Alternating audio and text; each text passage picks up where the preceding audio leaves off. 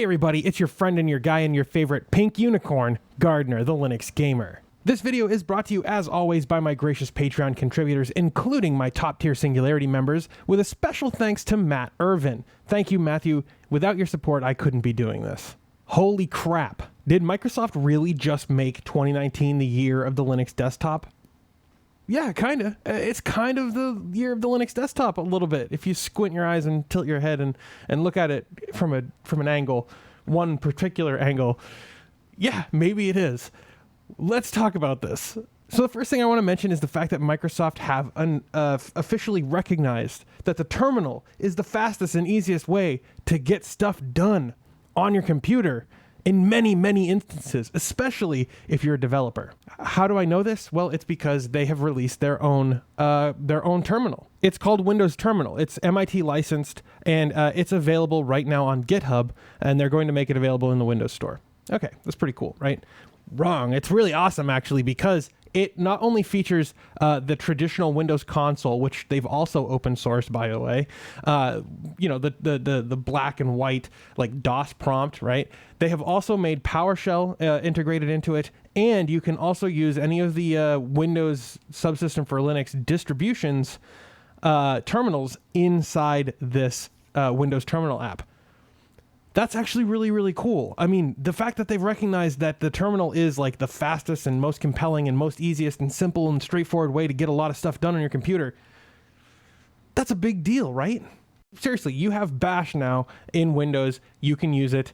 That's really freaking sweet. Even though Windows sucks and it's proprietary as hell and it's awful, that's still pretty cool that you have the Bash shell available now. It's kind of mind-blowing and freaking weird, and I never thought we'd see the day. But I think what they need to do now, since they've open sourced the Windows console, which is the legacy, backwards compatibility thing for old apps, and the fact that they have the Windows subsystem for Linux, they need to now open source PowerShell.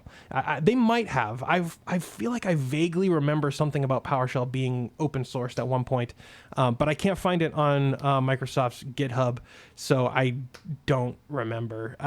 If it's open source, let me know in the comments, because I'm quite interested about that. So the first piece of this argument is, yeah, Microsoft have admitted that the terminal, which is like one of the killer apps, one of the killer features of a Linux distribution, is an important and crucial piece of developing on any platform.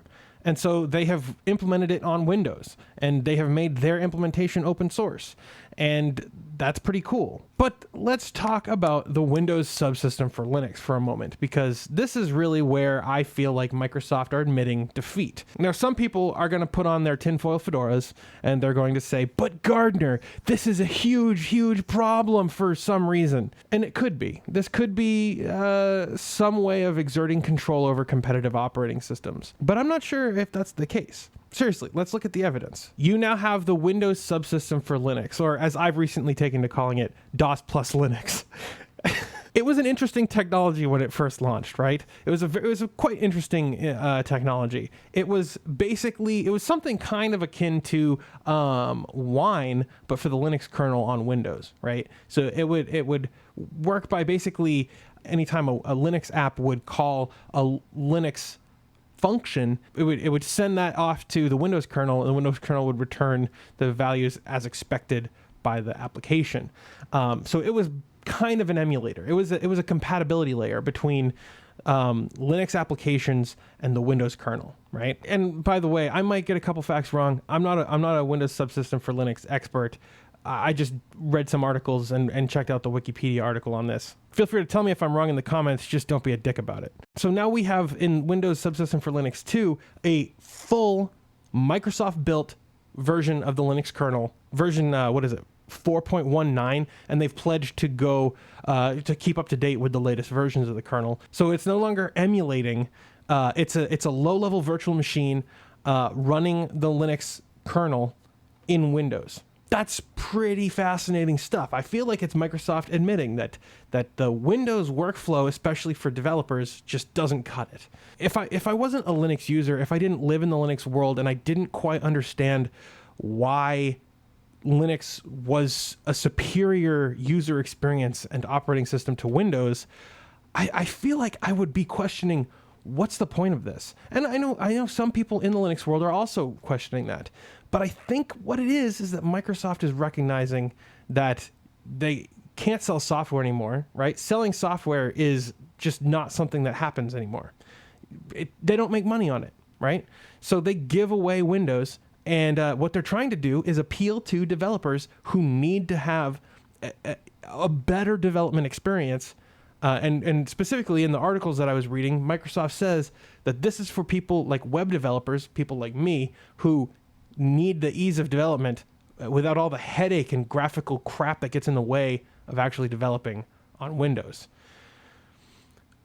It doesn't appeal to me. I'm not a Windows user. I don't use Windows for a reason, but I can understand why some people would. But now what I'd like to see from Microsoft is them open source a lot more, right? So they've made the Windows console open. Visual Studio Code is open source. It doesn't seem like Windows Subsystem for Linux 2 is open source, which definitely could be the case. The thing is, Microsoft admits that they can't sell software anymore. Selling software is just not something that people don't buy software, right? People support the projects that they love, and that's it. Like, you don't sell software. Even the video game industry is starting to realize that selling software really doesn't make a whole lot of sense.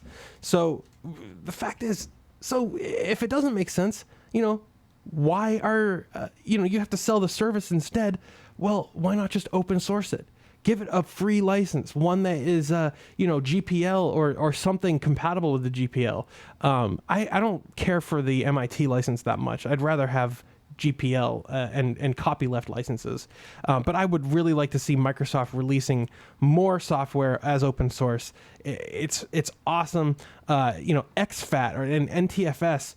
I don't think either of them are open source. There are open source implementations, but if they made the actual code that runs on Windows open source, and they work together with the Linux guys on that, I think that would be great. If they could implement ext4 and other Linux file systems on Windows, that would make my job as an IT guy like so much easier. And I mentioned the tinfoil fedora earlier, and the fact is, if you're gonna be a conspiracy theorist, be a classy one. Don't think that everything is negative in the world. Maybe think that Microsoft are actually planning to replace the Windows kernel with a Linux kernel. That would be cool, wouldn't it? If Windows became the biggest and most popular Linux distro, there would be definitely some drawbacks to that, but I think that would be cool. The fact is, Microsoft is doing things, and it's like, what? And it's interesting. And it's fascinating. What a time to be alive.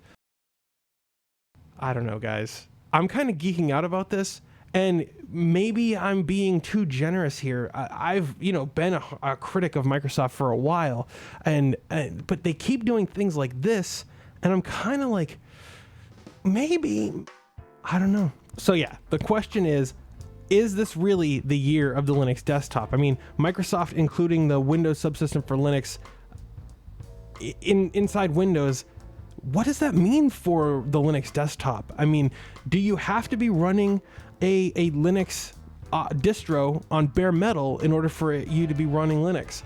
I don't know the answer to that question. I think that is fascinating. Do you trust Microsoft? I mean, what do you think they're benefiting from this? Why do you think they're doing this? Let me know in the comments below. You can hit me up on Twitter at The Linux Gamer. I'm also on Mastodon at gbryant at librum.one. Fascinating times. I'm super stoked about some of this stuff. I'm never going to use Windows. Let's face it, I'm not going to use Windows. I might give the Linux subsystem a try at some point. Also, shouldn't it be Linux subsystem for Windows, right? Like, it's a subsystem called Linux for Windows. So why is it the Windows subsystem for Linux? Shouldn't it be the Linux subsystem for Windows? I don't know. Let me know what you think in the comments. I want to hear from you guys. If you believe in the work that I do, you can support this show with a monthly contribution over on Patreon, or you can pick up a t-shirt. There's a link in the description below. But no matter what you do, whether you hit that like button or share this video with your friends, don't forget to subscribe to see more from me, the Linux Gamer. And as always, thanks for watching.